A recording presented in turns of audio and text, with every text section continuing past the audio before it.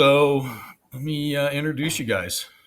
Mark, Sean, these are two pretty good friends of mine that I hunt with.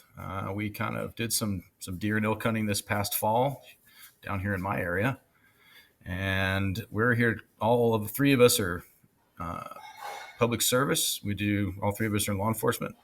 We work shift work, all the fun that goes along with that. Uh, and so I'll let you guys introduce yourselves. Mark, go ahead. Mark Coon, up here in Stevens County, Washington. Just about 42 years old here in about 2 weeks. Um, Worked for Stevens County Sheriff's Office. Been an avid hunter my entire life since I can remember. Following Dad in the woods, being way too loud and getting the evil stare when I step on a branch. Um, all the way till now, and I've somehow turned into that guy myself.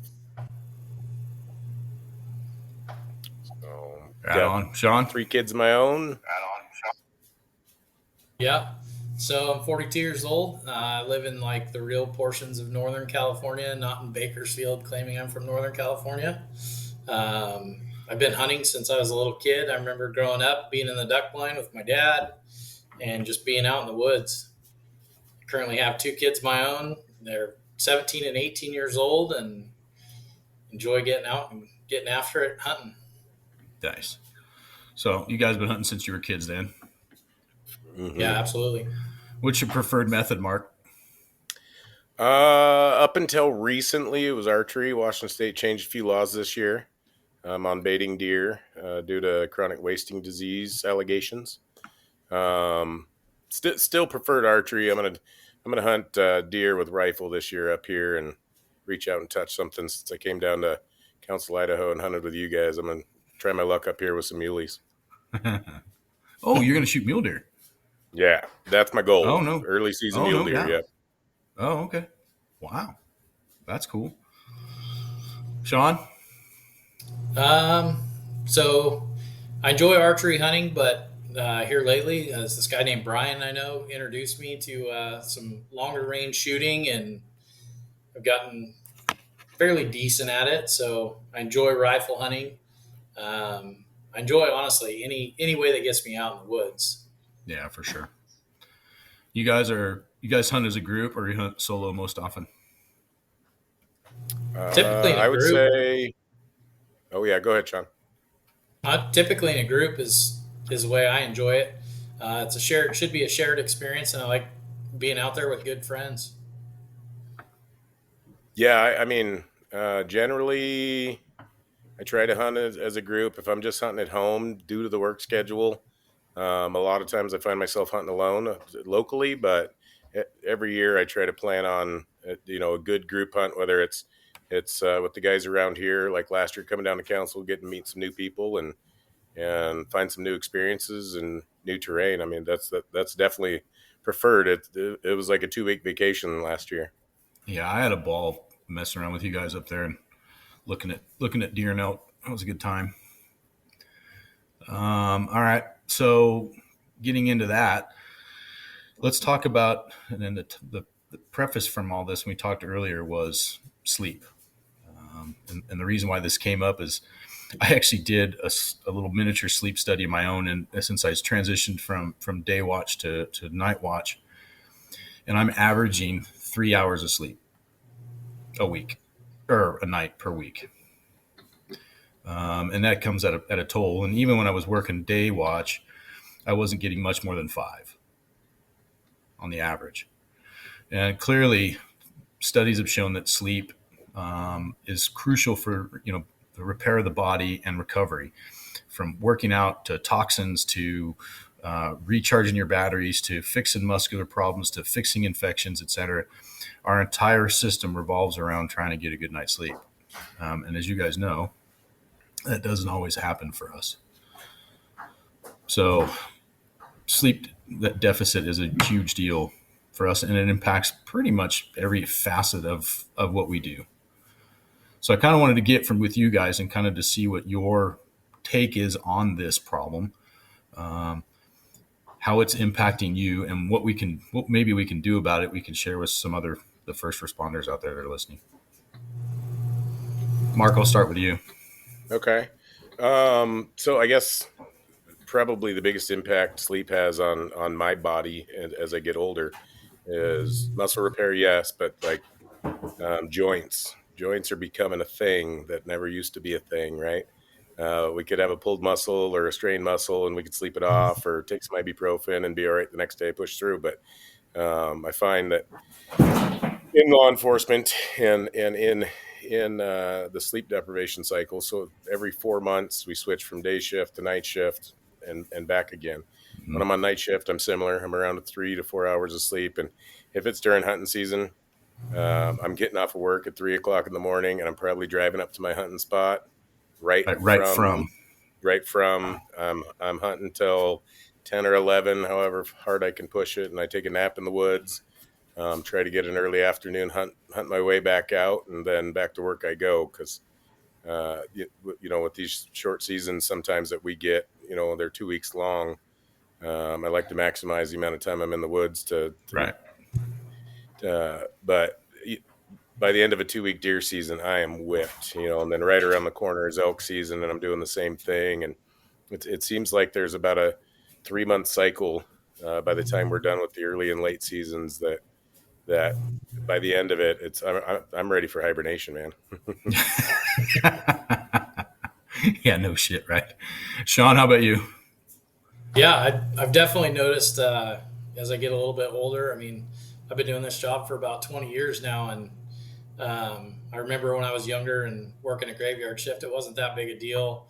I could go home, catch a power nap, get things done around the house, go back to work, no problem. And I've definitely noticed a decline in the amount of sleep that I get. Just really like trying to focus on getting that sleep is difficult, just based on distractions that you have throughout the day. Yeah. I mean, I've tried a little bit of everything. I have shutters on my windows. I put cardboard between the shutters. I just try to black my room out as much as I can to try to get what sleep that I can. And even then, it's still difficult, especially in our job. You just always kind of worrying about what's going on and if we need to do anything. So, Well, you can never really shut it off. I mean, yeah, we yeah, try, absolutely. but you can never really shut it off. Absolutely. One of the difficult things for me, honestly, is like I work on a specialty team as well. So I'll generally get at the end of my shift, I'll go out and I'll work another 3 or 4 hours and then try to get home and again, try to get that power nap, and it just doesn't work the same as it used to. So Right. just about every supplement you can think of, I've tried. And since you brought it up, Sean, I'll go ahead and go to that spot. And for people who don't know, obviously shift work is what it is, right? We have day shift, you have swing shift, was kind of a middle of the afternoon to middle of the night, and then the night shift, which is, different for every agency, but is truly overnight. For me, we're working 12, so we don't have a swing shift at all. We work from 6 a.m. to 6 p.m. or 6 p.m. to 6 a.m. And we're on 12s. So we rotate. We don't rotate days off necessarily, but we work 3 on, 3 off, 4 on, 4 off. And so, you have a consistent schedule, which is kind of nice. But, you factor in a commute, right? It takes me an hour each way to get to work. So it's 14 hours. So I leave the house at 5. I get to work at 6. I check in service. I leave work at 6. I get home at 7. And you try in the morning, and you try to, factor in how to sleep during the day. And then you add in court appearances, right? You add in specialties. Like you said, you're on a specialty team, Sean. For years, I was on a SWAT team. We had training. We had call outs. We had all the different things that go along with that. FTO, if you're field training officer, you have all the reporting and everything that goes along with that. And then instructors have to, change their schedules to go to training. And then obviously all the patrol guys, or everybody has to change their schedule to go attend training. And then at the end of the day, then you have admin. And admin guys have their own set of duties. And in smaller agencies, I'm assuming Mark, like yours and like mine, the admin works kind of varied schedules across the board. Right. Like my lieutenant, he's kind of the jack of all trades. He covers whatever shift is not covered. So he could work a couple of days doing admin duties and a couple of night shifts trying to cover for sickness, vacation, whatever. Right? Is that the same for yours, Mark? Yeah. Ours is at captain level, but it varies. I mean, yeah, sickness, vacation. We're a 24-man department from the sergeant level down. We got more with admin, but we, God forbid, we've already had one OIS this year. We've had a couple of different major incidents where guys are working around the clock, and then of course with an OIS, you got 4 guys on scene, and you lose all 4 of them, and now we've got our admin guys and our sergeants pulling extra duties too. Right. Sean, how about your agency? So our agency, I mean, our admin is mostly like a 8 to 5 kind of gig. They do fill in from time to time, like if we have a shortage on sergeants or something like that. That's kind of rare. They do come out on any major incidents that we have, though. Right. Like if we have barricaded subjects or whatever that is, they do come out for that kind of stuff. Yeah, and it even for those guys, right, as they come up through the ranks, et cetera, it's not like they, a lot of them are able to push a 9 to 5 to a certain degree, but when things hit the fan, they have to come back out and play policeman too.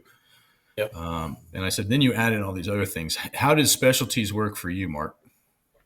Well, I'm the commander of our SRT special response team, which entails call outs like Sean's talking about there. Yep. All hours of the night. I got guys, even if stuff's looking like it's going to a call out, being the commander, I'm the consultation guy. So even if it's looking like it's going to that way, I'm getting phone calls all hours of the night saying, hey, boss, turn on your MDC, look at this call, tell me what you think. Right. So it seems like it's never ending. I mean, and I think all of us here have been or are supervisors currently. So minus the specialties, we still got young guys on the road that trust you and look to your knowledge. And it doesn't matter if it's 2 a.m. or 2 in the afternoon and you just got off night shift, right? They're going to make the phone call. Right. So. It makes a difference, right? And at one point I was, at an admin level and I was getting called out constantly. It didn't matter. What time of day, it just didn't matter. And I was trying to work a shift that hit both ends. So a little bit of day shift guys and a little bit of the night shift guys. Oh, lost Mark. So, and with that, how about you, Sean? How does it work with your agency as far as all that stuff? So we have multiple different specialty assignments. I mean, they come out and work several different types of crimes and everything. Mostly proactive stuff like drugs, narcotics, like people with warrants that we're having problems with, those kinds of things. We have our SWAT team. We have a technical search and rescue team. And then we also have a marijuana eradication team in our county that is kind of what I work on as well. Yeah, and so what I'm going at with all this is that not only are we out there working patrol or investigations, right? We have, when I worked investigations, we were on a narcotics team, so we worked nights. So you're on this shift work regardless of what your job is. And then you have all these different things that come up. If you're an instructor, if you're an SRT team commander, you're also a field supervisor. At one point I was a commander and a team leader, right? And Sean, you're on some specialty teams as well for investigations and stuff with your agency, and you're also a supervisor, correct? Yes. Okay, so these are all ancillary duties over and above, right? Yep. So we still have our quote day job, or in my case, night job, and then we have all this other stuff to do as well. How does that impact your guys' time to get some shut-eye? It impacts it in many short bursts of shut-eye, oftentimes. Yeah. And following my own sleep study stuff, I got one of those fancy watches that show me my stuff. And yep. There's plenty of nights that I never actually get to that quote-unquote healing REM level of sleep, right? And you wake up the next day and you're like, God, it just feels like I never actually got to sleep last night, Right. And the more interruptions you get, the worse it gets. So it definitely from time to time can take its toll for sure. Take its toll, right? And then we have to continue to perform and operate at a very high level on top of that. So how about you, Sean? Yeah, I definitely find some of these times where it's where you have the shorter sleeps. I wake up in the morning and it almost feels like you didn't sleep at all, or it would have been better if you didn't try to sleep. Yeah. And just try to power through it. I mean, you definitely I get to the point sometimes. Some of this is to my own undoing because I like to sign up for overtime shifts and try to help out where I can. But at the same time, I do notice now that if the longer you work, you can have a cognitive issue. Like you start to lose some of those finer functions and those finer skills. That's one of the things that I've noticed here more recently. Yeah, no doubt, right? And here's a couple of tidbits for you guys. The older you get, the worse that gets. And then trying to work all these, and I'm covering some overtime shifts, et cetera, as well, right? But it gets more and more difficult, and it's just you get to a point where your body doesn't recover at all. And it has an impact, right? So it impacts our profession in terms of cognitive functions and different things that you brought up, Sean. How about personal and family? How does it impact you guys, Mark?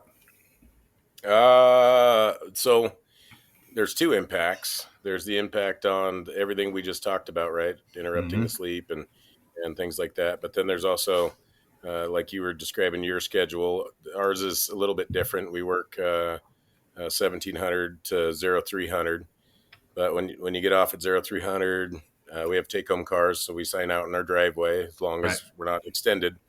But if I get home at 03, I'm probably starting to fall asleep around 04, and by 9 o'clock in the morning, I'm already rolling around thinking, oh, I got to mow. It's a weekend, the kids are up, the wife's up. So trying to flip-flop back and forth to be a husband, a dad, a human, can have its challenges for sure. Yeah, it's rough. Sean, how about you? Yeah, I definitely noticed some of the effects. I mean, you have some of your days off are just hard to get moving sometimes. I definitely when I'm on my days off and I want to get out in the woods, I try to do so as best as I can. And even then, you're still working on limited sleep and it's difficult to get out and do it. And you kind of got to just force yourself to do it at some points. Yeah. Yeah, no doubt. How about physical health? Physical health is one of those things that I really try to force myself to do every day. I work a 12-hour shift. I try to get up and be ready to go.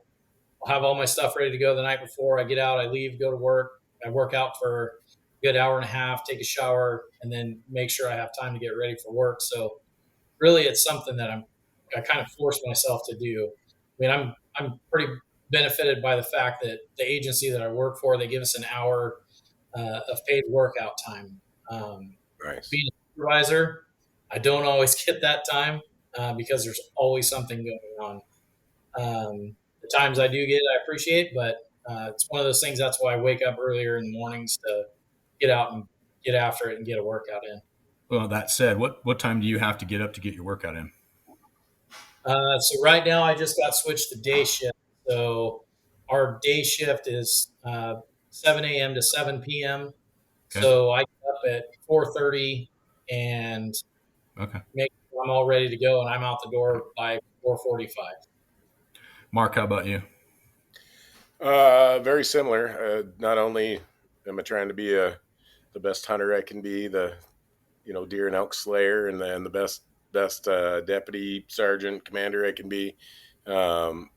Physical health is a huge thing too. I've also got a cattle ranch of Highland cows and doing that. So I get a bit of a workout doing that. But about 5 years ago, I ended up buying one of those tonal home weight systems. It's like a Bowflex on Wi-Fi steroids, right? It's a cable system. Yep. So I don't have to get up quite as early as Sean to get my 40 minutes to an hour in. I just got to walk down the hall and access that. But by the end of the day, doing everything I do, it's 9, 10, 11 o'clock at night, Yeah. and I start at 07 like Sean.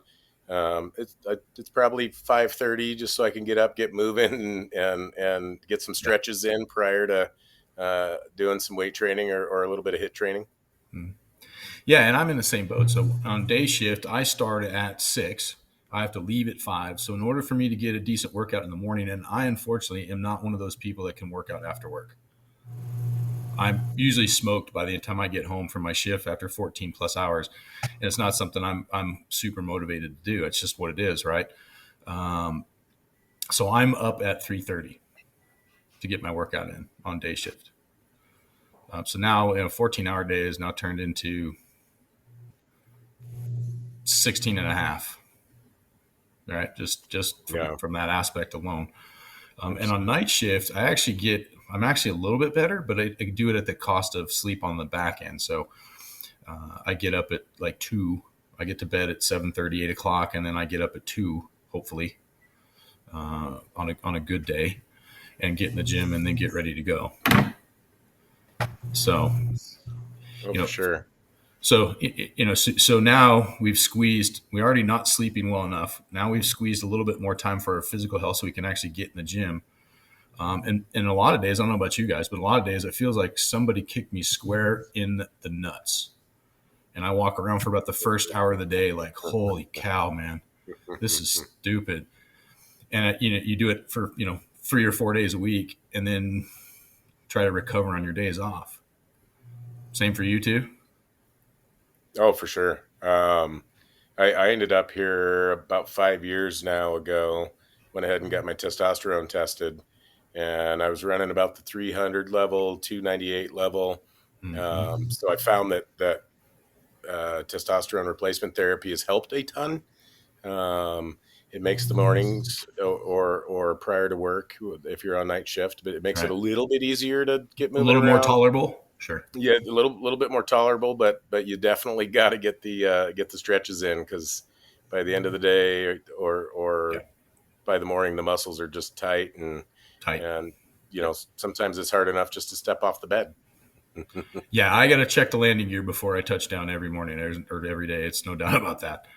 And I get stiff as I'm on TRT as replacement as well. And I get stiff in the car. I don't know about you, Mark, but I got to Oh, get bad, out. yeah, I got to go out and walk and stretch and you know mingle with the quote people and have a cup of coffee in the park and whatever not and that right, kind of thing. And just to get some movement in throughout.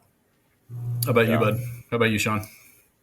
Uh, yeah, I mean, I definitely notice it in the mornings getting up. Sometimes I walk into the gym and I just look at the cardio equipment. And I think maybe another day. Maybe some other Uh, time. Oh, yeah, cardio's rough anyway. I know. I totally agree. And Yep. I just kind of try to force myself to get on there. I haven't got on TRT yet. I'm sure it's going to be coming soon. Um, but there's definitely a soreness that comes to it. Like I work out every day before shift, and around that fourth day in a row, you really start to feel it. So Yeah. Yeah, and I would, and I'm Mark will back me on this. If I were you, I would start getting your numbers checked sooner rather than later. Yeah. When I was your guys' age, my number was 87. Oof. Yeah. Oh, yeah. Oof. And with where I'm at today, I hover around 700 to 800 today. But if I don't maintain that, it craters pretty freaking fast. And when that happens, then all motivation goes out the window. I mean, it's just like, somebody put a lead weight in my ass and that's it. I can definitely feel a difference on the days that, Yeah. I don't want to do my injection necessarily. I do Mm-hmm. it twice a week. And if I dip down into that 500 level, I feel the cognitive level slipping, Yep. and just the energy and body drain Mm-hmm. has been immense. But it's a game changer. I mean, some people say it's a cheat code, but when you find out your levels are much lower than they should be for your age group, and after 40 you start losing 2% a year, Right. just naturally anyway. I tell guys all the time, like, when you go to the doctor, that's one thing for wellness. one thing you can ask the doctor to check, that Yep. if you start dropping below, at least you can catch it early, and not wonder why you're such a dang couch potato for a year or two before you do it. Yeah, Mark, that's such a great observation, great point, because it is a thing, but I would argue that it's only a cheat code if you're using it to make gains. If you're overusing the product and using it inappropriately, for what we're having it for, we're getting basically micro doses comparatively to what somebody that's overusing the substance Oh yeah, would do. And we're guys are running 12 to 1400, yeah, on a regular basis. yeah, and we're maintaining just so we can live, we can function Mm-hmm. at a normal human level, right? So I would argue it's really not cheating at that point. It's basically maintaining our health. And there's studies that show that first responders, cops specifically, firemen from large agencies that actually have a lot of fires and a lot of trauma, and the guys in the military suffer from this Yeah. routinely because of the adrenal system and the effects on the adrenal system and the pituitary over years and years and years, getting the shit squeezed out of it by what we do for a living. And you've had the shit squeezed out of it when you go to a homicide or you're in the midst of a pursuit, and you're just like, another day at the office, meh, big deal, right? I mean, Oh yeah. well, and Sean, you and I worked together for a time, and we Yeah, we did. we had a few calls where we were sitting there talking over, a death investigation and having some discussions about some of the scene and some of the things that we were seeing, not to get too graphic for people, and having some frank discussions about it. And we didn't even bat an eye at it. No, Right. I mean, no. it's just like, we're just having a conversation amongst two buddies about what we need to get done. Right. That in Yeah. what normal world does that happen? Yeah, So, and it's one of those things where you just get, I don't want to say you get adjusted to it because it's never an easy thing to do, but you really have to look at it like at the time it's your job and you just got to deal with it. well, and from that end, right? So if you take the kids that take Ritalin or Adderall or whatever, right, for ADHD, over time their body becomes accustomed to it, and they have to take more and more dosage in order to keep the same effects, right? So they can keep their levels at the same.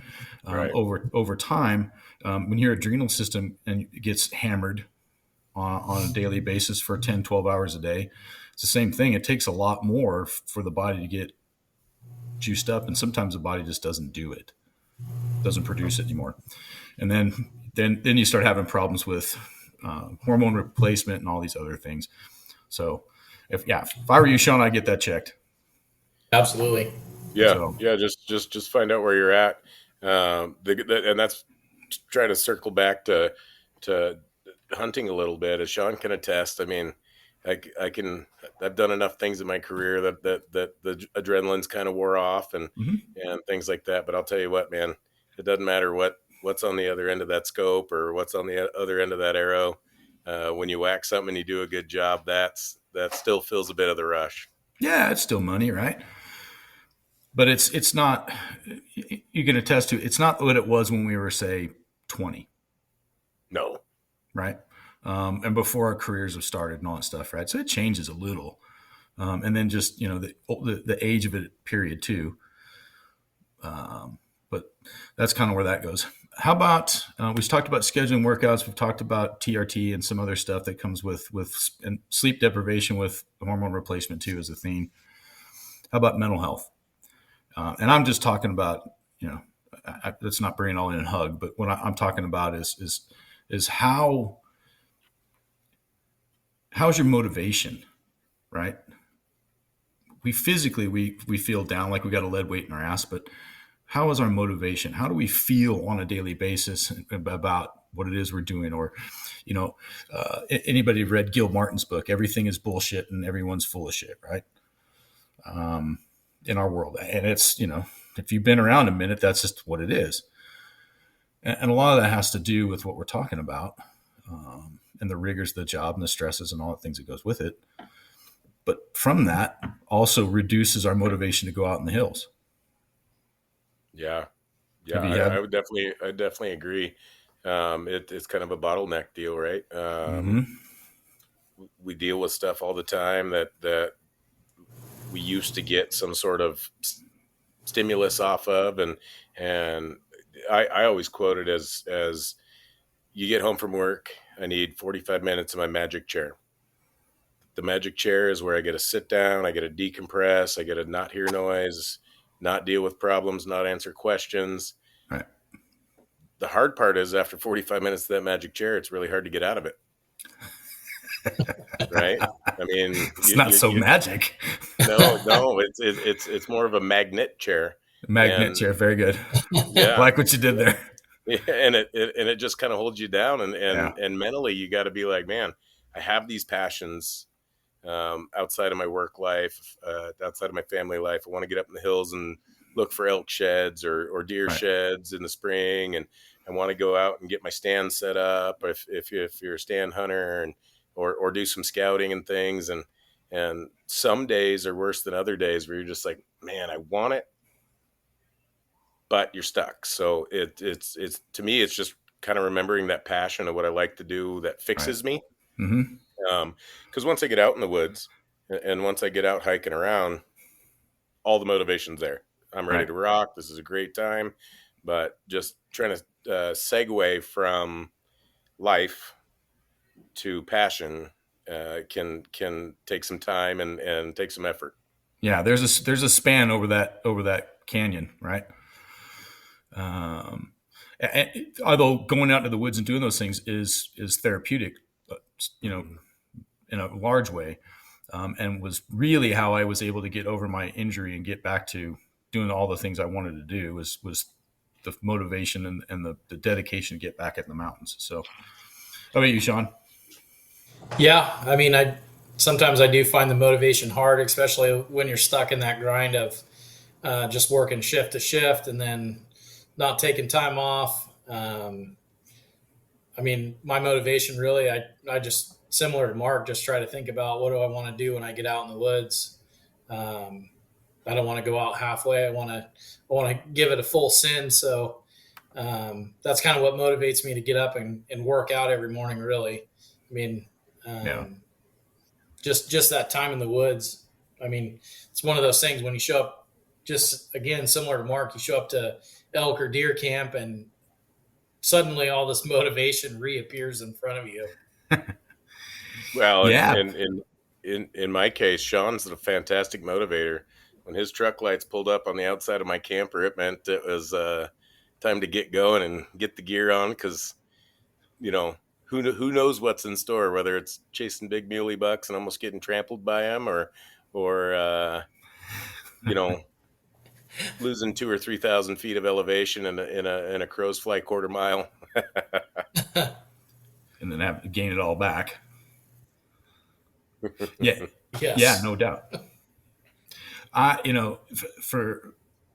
For me, it's one of those things where, like you, Mark, we live in the country we hunt in for the most part. And it's easy to take it for granted and have it sit in the magnet for a bit. But at the end of the day, everything I do, all the workouts, all the stuff I'm doing is, for my health and to my benefit, et cetera. But the primary goal is to get out and do this stuff for being in the hills and the therapeutic aspect of it. If I don't have that, I'm in a bad way. So it's easy to get caught up in that. It is. And then we've been factoring all the sleep deprivation and all the problems with it. We just don't ever get ahead. And so we're always running like deficit. You talked about it early on, Mark. You're always running a deficit during hunting season. You only limited amount of time that you have, but you got to try to get out there and get it done. So, yeah, that's kind of what I wanted to talk to you guys. Any thoughts on any of that? Any additional thoughts on it? No, I mean, I think you nailed it on the head. It's more of a mental game. What do you want out of your time here? What's important to you?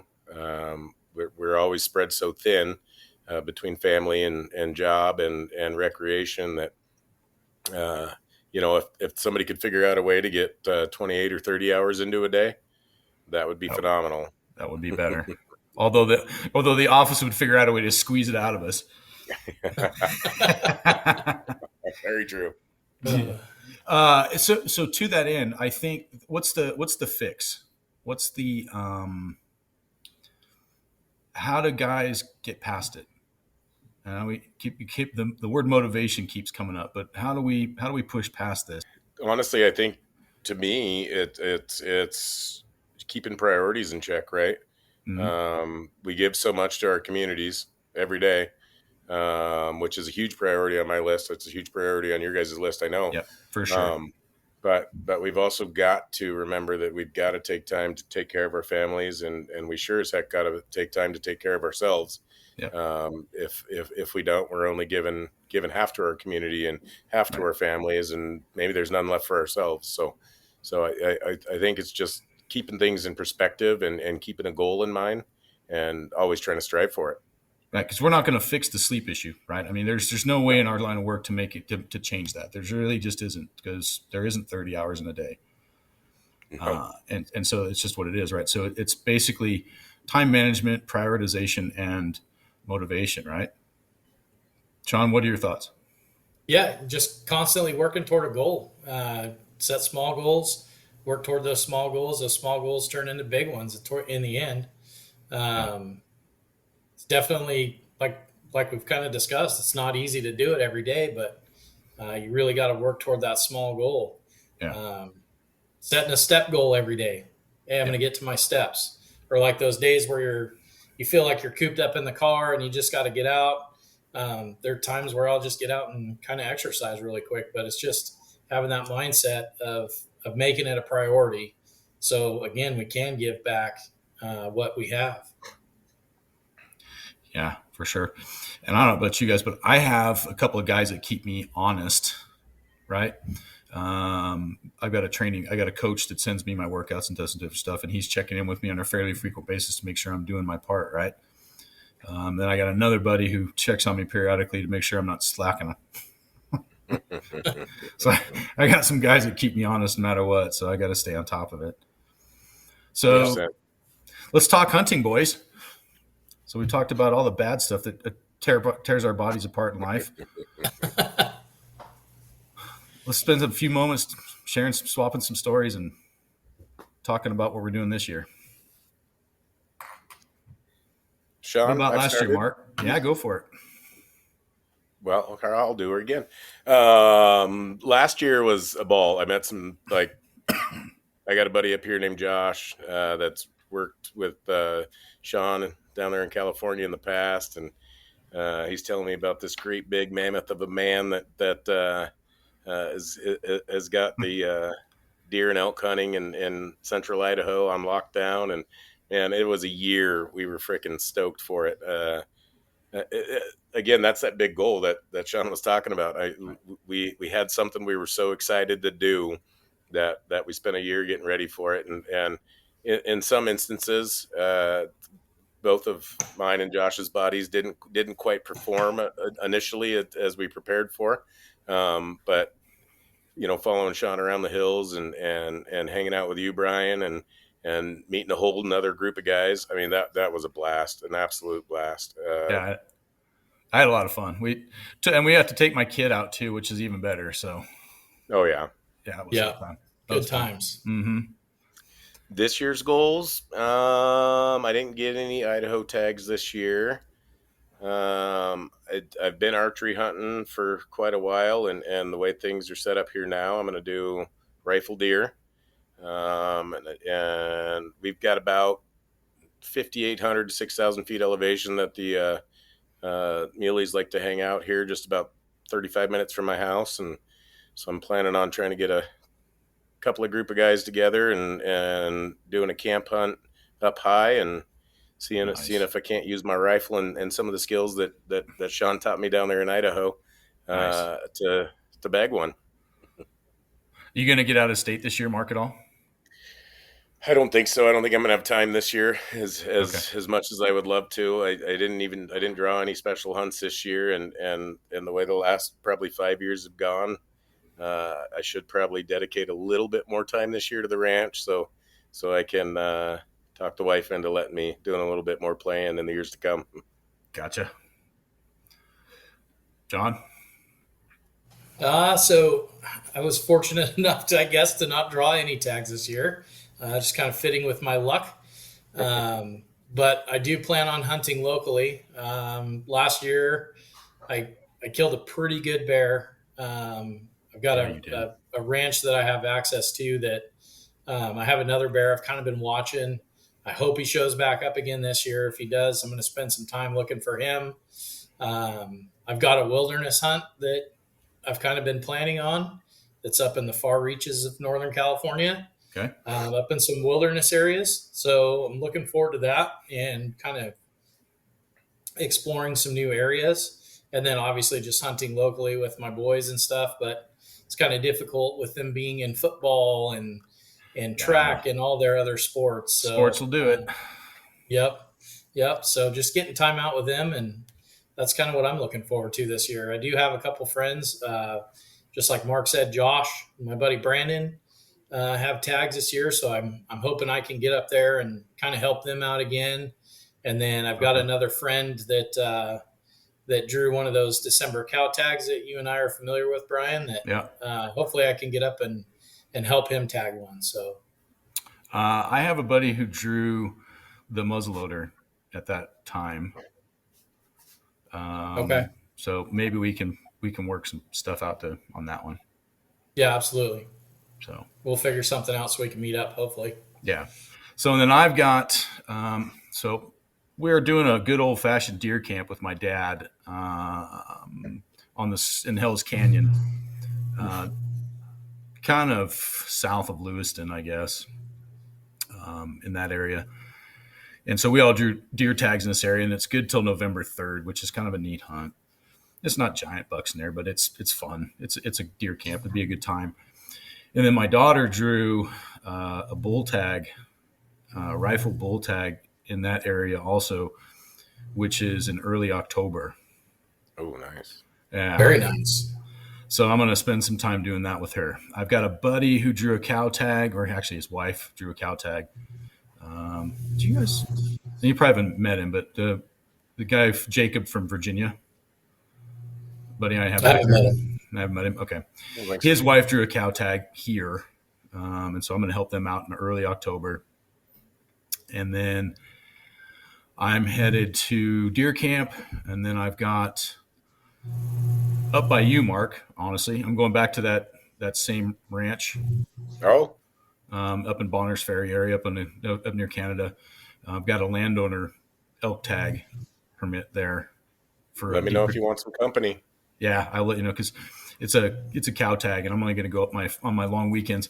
So I've got a cow tag and a whitetail doe tag in that unit. And then in November, I'm headed to Virginia for whitetails. Very nice. Yeah, so I did draw an antelope tag in Oregon this year. But I'm throwing that back because I want to go see if I can't get my kid a bull. So yeah, that's a little bit more important. So I'm going to throw my elk tag or my antelope tag back and go traipse around the hills with the kiddo and see if we can't shoot her a bull. So there you go. Yeah, that would be a fun trip. That's what's going on for us. So I will tell you guys, it's only about $220 for a out of state bear tag up here, and it's not a draw. It's just over the counter. Up where I'm at, we got lots and lots and lots of bears, black bears everywhere. Okay, I need to get down to Shaw's too and shoot a bear down there too. It's just like that may have to be a trip we invest in, Brian. Yeah, I'm down. The other thing too is I'd like to get up in your area, Mark, and kick some whitetails around, but I don't know the rules on that, so I'm gonna have to do some research. Oh yeah. But we're not quite as cool as Idaho and Montana and Northern California. There's a lot of work that goes involved in finding some good deer, but they're here still. They're around. Oh yeah. Okay. Is that OTC for a non-resident on the whitetail tag? Let me look right now. I'll tell you. Here, let's.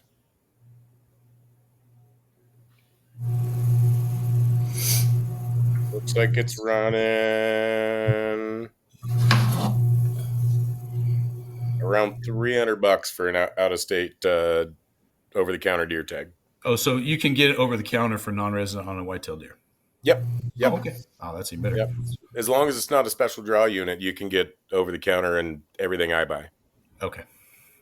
Fantastic. Good to know. Yeah, we may have to do that, Sean. Yeah. Yeah, that sounds like a good time. And it's not super really expensive. No. And I got lots of means. I got lots of room, and I got a freezer full of beef at all times. So come on up. Highland beef. Yes, sir. All right. Let's do some snapshots, and I'll be cognizant of your guys' times. I know you got to work for a living.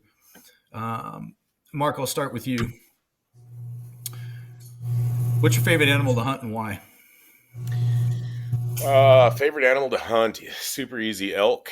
I was probably in my early 20s, the first real elk hunt I ever went on. I always hunted deer with the old man and traipsed around the woods and whatnot. But when I switched to archery, I got into the archery elk, kind of our rut season up here, and honestly, never shot a big bull.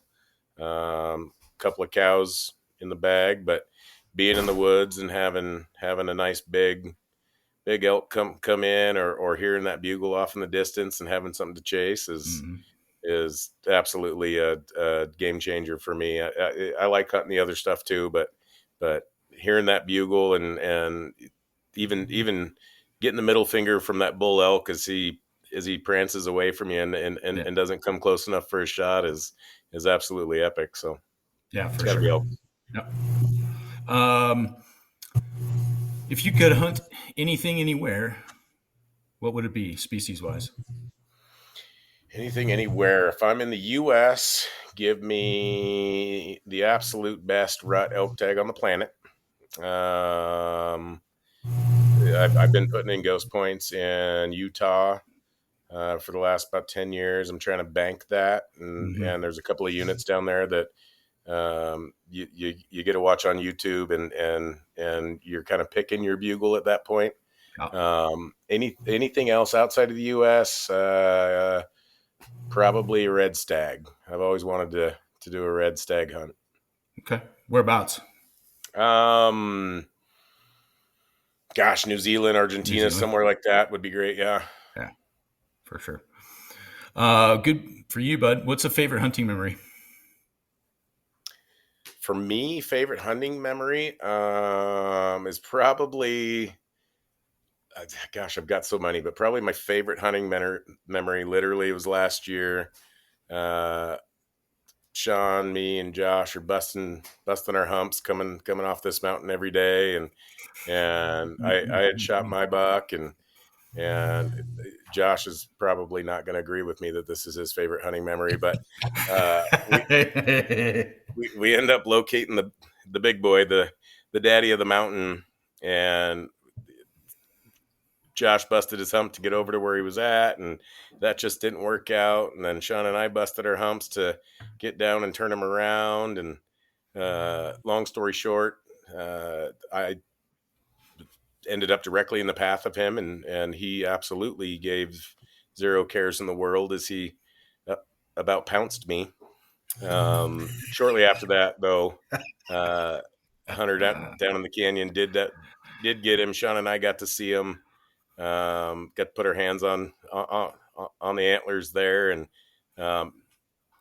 honestly, kind of a cool story because the guy hadn't done a lot of hunting in his life and needed a bit of help with this trophy. So Sean pulled out a knife, and I grabbed the leg, and off we went, and we ended up helping him pack it out. So that was a cool story in that of itself. Oh, man, to come full circle, even if it wasn't our buddy Josh that got it. To see somebody else with a smile like that, and for Sean and I to actually get our hands on that buck, that was pretty dang cool. Yeah, for sure. All right, Sean, favorite animal to hunt, buddy? I'd have to say elk as well. I mean, there's nothing better than a bugling elk. Definitely an experience that you have to at least try one time. Yeah, I think you're both high, but that's fine. I mean, mule deer's high. I get it. But that bugle's addicting. Yeah, I'll stick to my mule deer. If you could hunt anything anywhere, what would it be? I definitely on the bucket list have a caribou in Alaska, Okay. just for the adventure of it. Yeah. It Well, the just meat's looks like excellent. something. Yeah, I mean that's a bonus, but just the adventure of being out there and seeing something that we don't get to see every day um, is definitely something I have on my bucket list. Yeah, for sure. What's your favorite hunting memory, bud? Oh man, I have a lot. I remember this guy that I was hunting with one time. We were walking over a knoll hill trying to get at some cow elk. It was like late in the season, and um, I I could see the elk over the crest of this hill, and I go, "Hey," I go, "The elk are right here." He's like, "Where?" I go, "75 yards in front of us," and he goes, "Where?" He stands up on his tippy toes and sees these elk, and as they go to take off running, he manages to pull off a one-shot wonder, and how he did it, I don't know, but managed to put this cow down in one shot. I won't say where just for the podcast, but it was pretty incredible. And then same person, Brian, you were there when my kid killed his last bull in Idaho. Yeah, dude, that was He actually killed something that special. spike. Yeah. That was super awesome. Yeah, I have that on Super video. awesome. Yeah, I have that Yep. on video. That was a good time. That was a great day. That was very fun. Funny, I happened to be there for both of those instances. Imagine that. That's weird. Weird. All right. What's the future hunting for you guys? What's the long term, the long game for you guys? Long game for me is to do it as long as I can, and hopefully have I know your listeners probably can't see the wall behind Sean there, but have a wall like that someday. I've seen some of the whitetail you killed, whatever, but Yeah. Yeah. Definitely what's in the future for me is just getting out there and getting any tags that I can and enjoying my time out in the woods. Like I said, Alaska is definitely on the bucket list. And in the next 5 years, I plan on finding any way that I can to make it up there. Yeah, me too, actually. Yeah. It's huge bucket list. I would love the caribou hunt. I've also been looking at some of those river float moose hunts. Yeah. Where the bush plane drops you off and you float down the river, and yeah, it's week long. I had a good buddy come down with just a heck of a moose. That'd be pretty cool too. Yeah. Well, I'll tell you, I'm going to answer that question as well for your guys' benefit. My goal, my long term right now, is I'm going to retire here pretty soon, here within the next 12 months or so ish. My goal is to keep doing this, like you said, Mark, for as long as I can. But I'm going to get the opportunity to actually start like doing some serious hunting with my buddies of over the years. Like, Mark, I'm going to come up and hunt some whitetails or a bear with you. Sean, I got to get down to your way, and we need to do that bear hunt we've been planning for 2 years now. Right? Yep. All of us are going to want to go to Alaska. Well, maybe that's something that we can put together, because I actually happen to know a guy, kind of thing, right? So, those are the kinds of things for me. Do some hunting with the kids and take the kids on an adventure hunt. Next year, I'm going to Montana with them. I got a friend that works for the sheriff's office in Helena, and she and her significant other are going to take us up into the mountains. We're going to do deer camp with the kids, and she's going to hunt with my daughter. So that's kind of a special one, right? I mean, it's just kind of cool stuff like that. And that's my plan. That's the long game for me until I can't do it anymore. So. Yeah. I mean, I don't feel like I'm old enough, but I just had a grandbaby 2 weeks ago. So that's I got to at least do this long enough to pass on the addiction to third generation. Yep, that's the best. I got one that's 3 and one that's going to be 6, and we're already starting to plan some of the trips with the 6-year-old. Do like little mini hunts with him. So yeah, that's good times. All right, guys. How can people find you? You have social media or anything weird? Yeah, I've got Instagram. I got Facebook. It's just kind of family stuff. If you want to check out my ranch, you can check out Northern Highlands Ranch on Facebook. Okay. Search up Mark Coon on Facebook, Mark Coon 83 on Instagram. Again, mostly family stuff, tons of hunting pictures. I like to make people jealous that I work with and other family members when I'm sitting in my stand or I get on top of that council mountain down there and Yeah, let people live vicariously through the social media. That's about all I use it for there. for sure. Sean, how about you? How can people find you? They get a hold of me. They can get a hold of me through you. I Okay. don't have any social media. Kind of got rid of everything. I just sometimes, especially in our job, you can kind of go down the rabbit hole of negative comments, and Yeah. sometimes it's just better off not to even do it. So I just chose not to do it for a while. In the future, if I decide to start something up, I may do that, but just not right now. No worries. Speaking That's fair. of losing sleep. Yeah, for sure. Not going to lose any sleep over it. 100%. Yep. All right, you guys. Hey, I really appreciate it. Anything you guys want to add before we go? No, this has been fun. This is the first time I've ever done anything like this, Brian, and thank God for you that you only gave me about 6 hours notice, and I didn't have any time to dwell or worry about it. And but having you and Sean here, it's kind of like sitting around that. It's kind of like sitting around that wood stove in Council, Idaho, and just sharing stories and BSing a little bit. Yeah, for sure. Yeah. Anything, Sean? No, I appreciate being on here with you guys. I definitely think that something that we need to look forward to in the future is the Alaska trip. I think it would be a blast to get all of us together. What I'd like to do is get the two of you back on after the season closes, and we can basically recap 2025. Sure. And see how your mule deer hunt, Mark, went. Sean, see how your hunts went down there. And Absolutely. then I'll recap Virginia because that's kind of the keystone hunt for me this year. So I want to hear about that. Absolutely. For sure. All right, guys, that's a pod. Thanks. Right on. Thanks, Brian. Thanks, Sean. Thanks, Brian. See you, buddy. Live out here for the rest of my days.